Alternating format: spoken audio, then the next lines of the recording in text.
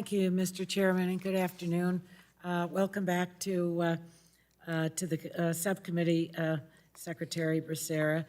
Today we're going to discuss, as the chairman said, the president's proposed fiscal year 2025 budget for the Department of Health and Human Services.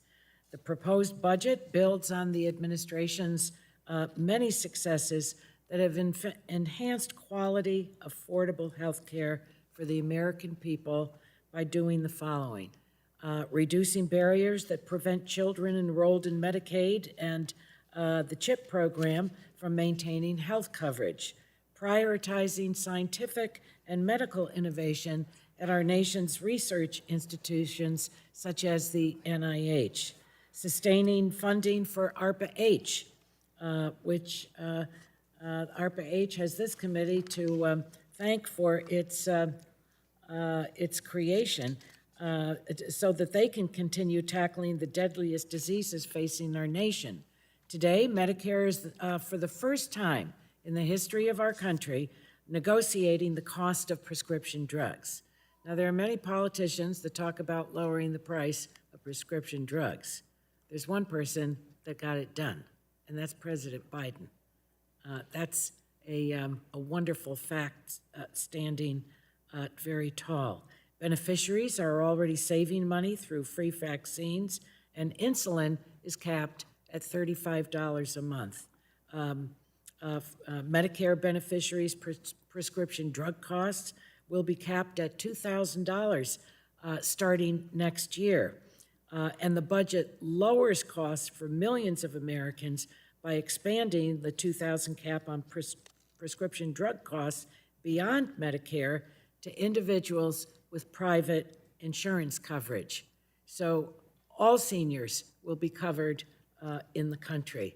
And I think that that is, this is a great accomplishment for the people of our country. The budget also proposes that Congress make permanent the premium tax credits that are drastically lowering health care costs for Americans. Increased premium tax credits fueled record-breaking enrollment in health coverage under the Affordable Care Act this year.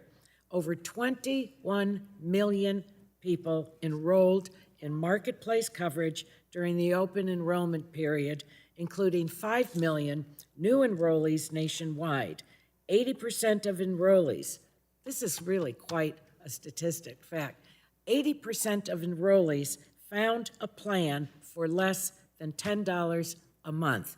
So, Mr. Chairman, when you say, you know, we want to lower costs, it's right there. And these are not junk plans.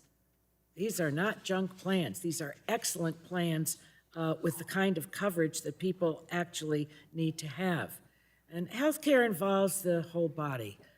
Yet our mental health system, as members of this committee know all too well, remains inadequate. The president's budget will turn the tide by investing, it is a whopping amount of money, but it's what's needed in the country, $20.8 billion in behavioral health initiatives across HHS. Women also deserve access to reproductive health care, which is really under fire, to put it mildly, in the country. The budget provides $300 million, a 36% increase from the previous year for the only federal grant program dedicated to providing access to comprehensive reproductive and preventive health services across our country. Importantly, the budget provides $5.5 billion for the Office of Refugee Settlement Unaccompanied Children program, which is necessary to properly care for the children in ORR's custody and ensure their safety after they've been released. I think that I know that my Republican colleagues have demonstrated significant interest in ORR, and I trust that they agree that we need to work to change some things at ORR. I hope colleagues will join efforts to invest in the health of the American people and ensure the budget meets the pressing needs that remain out there for all of our constituents. So I look forward to hearing more from the Secretary, and I thank you, Mr. Chairman, for holding this hearing today, and with my thanks, I yield back.